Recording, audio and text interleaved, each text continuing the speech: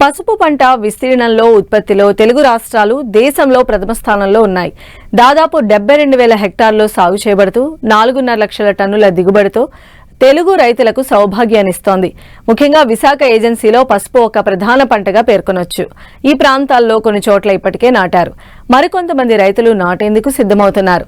అయితే అధిక దిగుబడి కోసం రకాల ఎంపికతో పాటు సమగ్ర యాజమాన్యం గురించి తెలియజేస్తున్నారు విశాఖపట్నం జిల్లా చింతపల్లి ఉద్యాన పరిశోధన స్థానం శాస్త్రవేత్త బిందు.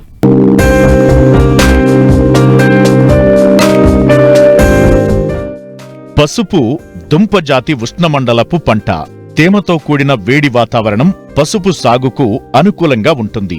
పసుపు సాగులో మన దేశం ప్రపంచంలోనే మొదటి స్థానంలో ఉండగా దాదాపు 40% సాగు విస్తీర్ణం తెలుగు రాష్ట్రాలలో ఉండటం గర్వకారణం. పసుపును కేవలం వంటల్లోనే కాక వివిధ ఔషధ సుగంధ పరిశ్రమల్లోనూ కృత్రిమ రంగుల తయారీకి విరివిగా ఉపయోగిస్తున్నారు. మరి ఇంత ప్రాధాన్యత ఉన్న పసుపు సాగులో అధిక దిగుబడులు పొందాలంటే రకాల ఎంపికతో పాటు శాస్త్రీయంగా సాగు చేయాల్సి ఉంటుంది. అయితే విశాఖ ఏజెన్సీ ప్రాంతాల్లో సాగయ్యే పసుపుకు మార్కెట్లో అధిక డిమాండ్ ఉంటుంది. సాధారణంగా ఈ ప్రాంతంలో సంప్రదాయ పసుపు దిగుబడి 2 ఏళ్లకు ఒకసారి వస్తుంది. ఎకరాకు 4 నుండి 5 టన్నుల పచ్చి పసుపు దిగుబడి వస్తుంది. ఎండు పసుపు 1200 నుంచి 1400 కిలోల వరకు వస్తుంది. దీనిని దృష్టిలో ఉంచుకుని తక్కువ కాలంలో అధిక దిగుబడినిచ్చే రోమా, కస్తూరి, ప్రగతి రకాలను గిరిజన రైతులకు ఇచ్చి సాగు చేయిస్తున్నారు విశాఖపట్నం జిల్లా చింతపల్లి ఉద్యాన పరిశోధనా స్థానం శాస్త్రవేత్తలు. ప్రాచీన కాలం నుండి కూడా మన సంస్కృతి సంప్రదాయాల్లో ఎక్కువగా ఉన్న సుగంధవ్య పంట మన పసుపు పంట. మన దేశంలోనే వాణిజ్యపరంగా కూడా బాగా విలువన్న పంట పసుపు పంట. సో ఈ పసుపు మన ఏజెన్సీ ప్రాంతాల్లో సుమారు 8,000 నుంచి 10,000 హెక్టార్ల వరకు కూడా పండించడం జరుగుతుంది. సో ఈ పసుపులోని ఎక్కువగా మనం చూసుకున్నట్లయితే పసుపుకి ఎక్కువగా తేమతో కూడిన వేడి వాతావరణం అన్నది బాగా అనుకూలము. అలాగే సరాసరి వర్షపాతం వచ్చి 1200 నుంచి 1500 మిల్లీమీటర్లు అన్నది అవసరము. అలాగే ఇవి మురుగునీటి సదుపాయం గల ఎర్ర లోమి నేలల్లోని బాగా పండుతుంది. మనం చూసుకున్నట్లయితే మురుగునీరు సదుపాయం అన్నది ఖచ్చితంగా ఉండాలి.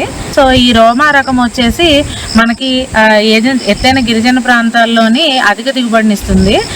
అది 28 టన్నుల నుంచి 30 టన్నులు ఒక హెక్టార్కి మనకి ఇస్తుంది. అలాగే దీని యొక్క డ్రై రికవరీ శాతము 28 నుండి 30% దాకా కూడా మనకి ఉంది.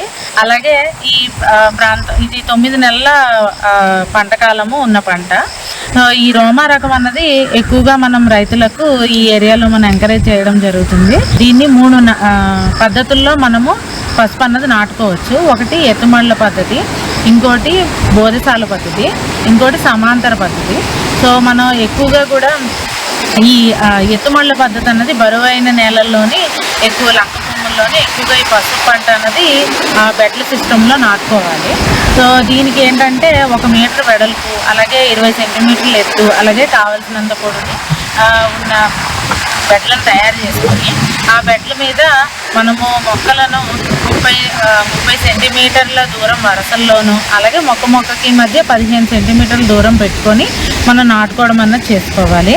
అలాగే రెండో పద్ధతి వచ్చేసి మనకి బోధశాల పద్ధతి.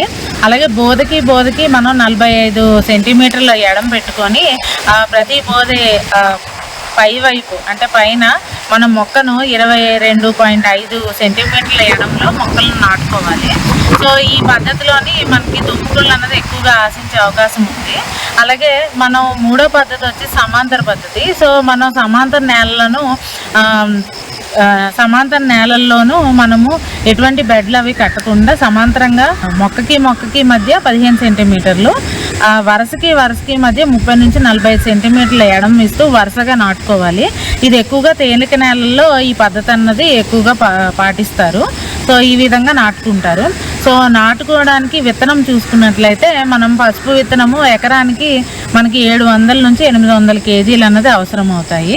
బాగా ఆరోగ్యంగా ఉండి ఒక 50 గ్రాములు 50 నుంచి 60 గ్రాములు బరువు ఉన్న ఎటువంటి తెగులు సోకని విత్తనాన్ని మనం ఎంచుకొని ఈ దుంపల్ని మనము నాటుకోవాలి.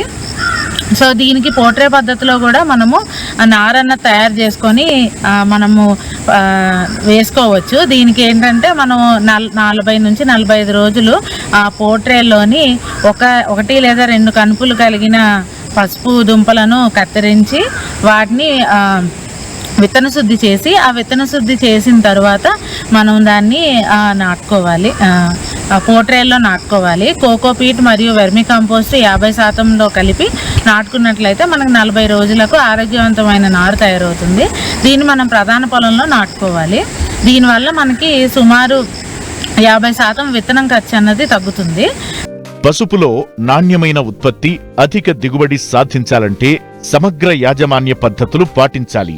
ముఖ్యంగా నిర్దేశించిన ఎరువులను సమయానుకూలంగా అందించాలి.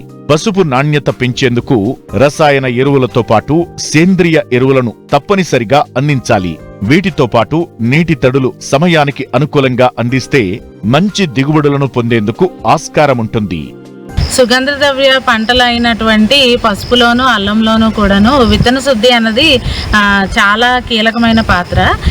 మనము విత్తన శుద్ధి చేసుకోవడం వల్ల అనేక రకములైన లాభాలతో పాటు చీడపీడల నుంచి రక్షించబడిన వాళ్ళం అవుతాము. సో విత్తన శుద్ధి మనం పసుపులోను అల్లంలోనూ కూడాను తవ్విన తరువాత అలాగే నాటే ముందు 2 సార్లు చేసుకోవాలి. అందులో మనము మొదటిగా తవ్విన తరువాత విత్తనాన్ని శుభ్రంగా మనం మట్టి లేకుండా శుభ్రపరచుకొని విత్తనాన్ని మనము ట్రైకోడర్మా విరిడి పౌడర్ లేదా ఏదైనా శిలీంద్రనాశిని తీసుకొని 5 గ్రాములు 1 లీటర్ నీటిలో కలుపుకొని మన విత్తన మోతాదు బట్టి మనం నీళ్లను పెట్టుకొని అందులో 15 నుంచి 20 నిమిషాలు వాటిని ముంచి దాన్ని 20 నిమిషాల తర్వాత బయటకు తీసి దాన్ని నీడ ప్రదేశంలో ఆరేసుకోవాలి.